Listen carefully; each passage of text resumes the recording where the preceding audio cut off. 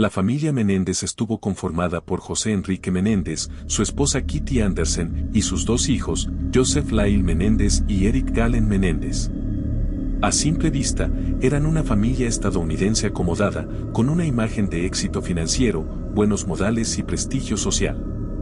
Sin embargo, detrás de esa fachada aparentemente perfecta existían tensiones, control extremo, presiones psicológicas y, según los hermanos, abusos ocultos que marcaron profundamente su relación. José Menéndez nació en Cuba en una familia de clase media. Debido a las tensiones sociopolíticas que atravesaba la isla en los años previos a la revolución, sus padres decidieron enviarlo a Estados Unidos cuando tenía 16 años. Llegó con muy poco dinero y prácticamente sin hablar inglés. Este comienzo difícil moldeó su carácter, era ambicioso, disciplinado, competitivo y obsesionado con el éxito. En su juventud trabajó arduamente, estudiando administración de empresas en Southern Illinois University, donde conoció a Kitty Andersen. José ascendió rápidamente en el mundo empresarial gracias a su estilo agresivo de liderazgo, su inteligencia para los negocios y una ética de trabajo implacable. Kitty nació y creció en una familia estadounidense de clase trabajadora en Illinois. Desde joven soñaba con ser actriz. Participó en obras universitarias y era una persona expresiva, sociable y entusiasta. Conoció a José durante sus estudios universitarios y se casaron en 1963. En sus primeros años de matrimonio, Kitty trabajó como maestra y actuó en pequeñas producciones locales. Sin embargo, a medida que José ascendía profesionalmente, ella dejó su carrera para dedicarse al hogar y apoyar la vida social y profesional de su esposo. Con el tiempo, su salud emocional comenzó a deteriorarse. Era conocida por sufrir episodios de ansiedad y depresión, tener baja autoestima, depender emocionalmente de otros y de enfrentar problemas con alcohol y medicamentos. Lyle creció como el hijo mayor y heredó parte del carácter competitivo y controlador de su padre. Desde pequeño se esperaba que fuera un líder, un ejemplo. Jugaba tenis, era atlético y tenía excelente rendimiento en deportes, aunque no tanto en lo académico. Ingresó a Princeton University, pero fue expulsado por plagio, hecho que avergonzó profundamente a José. Según declaraciones posteriores, ese incidente elevó aún más la tensión en la familia. Eric, considerado el más sensible de los dos hermanos, era tímido, reservado y emocionalmente frágil. A diferencia de su hermano, no tenía un carácter confrontativo. Destacaba en el tenis, deporte en el que su padre lo presionó intensamente.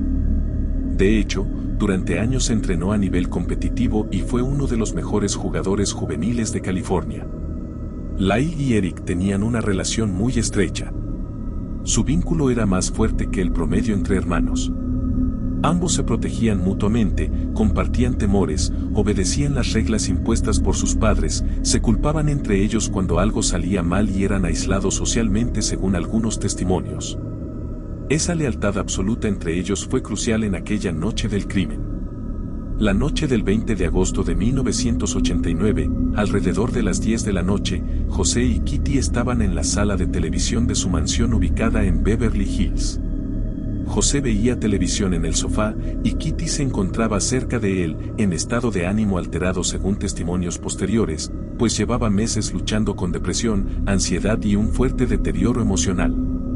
En ese momento, los hermanos Lyle de 21 años y Eric de 18 entraron a la casa armados con 2 escopetas Mossberg de calibre 12. No hubo señales de forcejeo. No hubo intentos de defensa. Todo ocurrió en segundos. Los primeros disparos impactaron directamente en José. Uno de ellos le atravesó la cabeza, destruyendo parte de su cráneo, muriendo prácticamente al instante. Kitty, aterrada, trató de levantarse y correr, pero recibió varios tiros mientras intentaba escapar. Uno la impactó en la pierna, otro en el brazo, cayó al piso y siguió recibiendo disparos, incluso uno en la mejilla que destrozó su mandíbula. La característica brutalidad de ese disparo llevó a la fiscalía a argumentar que era un tiro de remate. Una vez muertos sus padres, no llamaron de inmediato al 911. Según los registros, hicieron tiempo, se deshicieron de las armas y montaron una coartada. Las armas fueron arrojadas en Mulholland Drive y nunca se recuperaron. Solo entonces marcaron a emergencias, con Lyle diciendo en tono histérico que alguien había matado a sus padres. Yes, please. What's the problem? Sounds, What's the problem? What's the problem? someone killed my parents. Pardon me? Someone killed my parents. What? Who? Are they still there? Yes. The people who... What? No. Were they shot? Hey, man, Were they shot? Yes. They were shot? Yes. Los oficiales notaron algo extraño, no había señales de entrada forzada, no faltaba nada en la casa, ningún cajón había sido revuelto, y la escena parecía más una ejecución que un asalto. Ambos hermanos intentaron mantener la historia de una intrusión desconocida, una hipótesis que la investigación tampoco descartó de inmediato. Con todo, pronto surgieron elementos inusuales, los hermanos llevaron un comportamiento que llamó la atención de detectives y conocidos. Una vida ostentosa con compras caras y viajes junto con un aparente interés en borrar rastros digitales y legales del padre. Además, investigaciones sobre alteraciones de bienes y testamentos apuntaron a motivaciones económicas posibles. Estas piezas alimentaron la sospecha de que la escena podría no haber sido un robo por intrusos, sino un crimen con implicación familiar. En las semanas siguientes al asesinato, los detectives notaban un comportamiento extraño de los hermanos. Ambos gastaron alrededor de $700,000 en menos de 6 meses. Lyle compró autos deportivos, ropa, restaurantes y hasta quiso invertir en un negocio, y Eric contrató entrenadores privados de tenis y viajó por el mundo compitiendo. Se mudaron a hoteles de lujo en Beverly Hills mostrando una vida de ostentación que no cuadraba con un duelo profundo por la pérdida de sus padres. La investigación se complicó cuando, meses después del homicidio, emergió uno de los elementos que marcaría el rumbo del caso, las grabaciones de sesiones terapéuticas con el psicólogo de la familia, Jerome Ociel. Eric Menéndez había acudido a terapia y, en sesiones con Ociel, llegó a relatar hechos y sentimientos que preocuparon al terapeuta. Judah Lon Smith, amante de Ociel, tuvo conocimiento de las confesiones y, en forma de venganza por sus peleas con Ociel, alertó a la policía. En marzo de 1990 la policía actuó. Lyle fue arrestado el 8 de marzo, y Eric, el 11 de marzo, entregó su persona a las autoridades tras regresar de un torneo de tenis en Israel. A partir de ese momento, el caso entró en una nueva fase, los procedimientos penales que derivaron, primero, en un juicio televisado y masivamente cubierto por los medios, y después en un largo proceso de apelaciones. Las biografías de las víctimas y de los imputados son importantes porque durante los juicios no se trató solo de crímenes aislados, sino de la reconstrucción de una vida familiar compleja. José Enrique Menéndez fue descrito públicamente como una figura ambiciosa, autoritaria y exigente, con altos estándares para sus hijos y con relaciones extramatrimoniales que fueron expuestas durante el proceso, y a Kitty se le expusieron sus episodios de depresión y ansiedad y sus problemas de pareja. El primer juicio, celebrado en 1993, se convirtió en un fenómeno mediático. Las audiencias fueron televisadas. Hubo una intensa cobertura y la defensa liderada por la abogada Leslie Abramson articuló una estrategia centrada en la idea de que los hermanos habían actuado en defensa propia tras años de abuso. Abusos que según la narrativa de la defensa habrían sido sexuales, físicos y emocionales perpetrados por José y encubiertos o tolerados por Kitty. Según la defensa, los hermanos vivían en una prisión psicológica y la noche del asesinato habían actuado por miedo a ser asesinados por su propio padre. No fue motivación económica, sino miedo crónico y terror.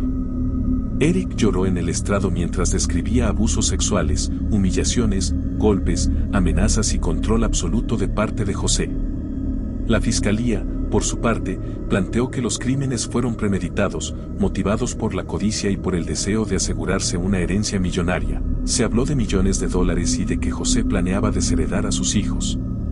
El veredicto de ese primer juicio resultó en circunstancias mixtas, los jurados no lograron un veredicto unánime, lo que dio lugar a juicios nulos en la etapa inicial y marcó el inicio de un proceso que se alargaría años. Las decisiones sobre la admisibilidad de las cintas de Ociel, los embates mediáticos y la complejidad de probar la credibilidad de las alegaciones de abuso hicieron de ese primer proceso un rompecabezas judicial y social. Tras el primer juicio y las apelaciones intermedias, en 1995 y 1996 se celebró un segundo juicio que sí culminó con condenas. En este segundo juicio, realizado en marzo de 1996, se prohibió televisar el juicio, se prohibió permitir testimonios extensos sobre el supuesto abuso, argumentando que no justificaban un asesinato premeditado, y solo se permitió mencionar que los hermanos creían que había abuso, pero no detallarlo. Sin el relato gráfico del abuso, la defensa perdió fuerza. La fiscalía presentó registros bancarios, testimonios de empleados y amigos, búsqueda previa de armas y manipulación del testamento. Todo eso concluyó en que ambos hermanos fueron hallados culpables de cargos de primer grado, incluyendo cargos con agravantes que permitían solicitar la pena máxima, y en abril y julio de 1996, fueron sentenciados a cadena perpetua sin posibilidad de libertad condicional. El juez Stanley Weisberg dictó que los homicidios habían sido premeditados y que correspondía imponer penas consecutivas, es decir, sentencias separadas por cada víctima, una decisión que confirmó la severidad de la sanción. El rotundo castigo, vida sin libertad condicional, cerró, por entonces, la etapa penal principal del caso. Tras la condena vinieron años de apelaciones, recursos y revisiones. Los hermanos presentaron apelaciones que fueron rechazadas en sucesivas instancias. La Corte de Apelaciones y la Suprema de California mantuvieron en gran medida las decisiones de culpabilidad y la sentencia. Los argumentos de la defensa tocaron múltiples frentes: la admisibilidad de las cintas, la actuación de jurados y abogados, y supuestas fallas procesales. Pese a los recursos, las condenas se mantuvieron durante décadas y, durante ese periodo, los hermanos cumplieron la pena en prisiones estatales. Con el paso del tiempo y el cambio de percepciones públicas sobre el abuso, la credibilidad de testigos y la rehabilitación, el caso volvió a la escena pública en distintas olas: reexaminaciones periodísticas, documentales y series dramatizadas revivieron el debate sobre si las acusaciones de abuso habrían sido verdaderas y si el castigo original había sido excesivo. En años recientes aparecieron nuevos testimonios que, según los defensores de los hermanos, favorecían su versión. Por ejemplo, nuevas acusaciones contra José Menéndez por parte de terceros que sugirieron conductas sexuales inapropiadas en su pasado profesional, y cartas y testigos que describían conductas abusivas. Esto llevó a movimientos institucionales. El fiscal general local y otras autoridades revisaron la posibilidad de resentenciar a los hermanos bajo cambios legales que permiten reevaluar penas a quienes eran jóvenes al momento de cometer crímenes graves.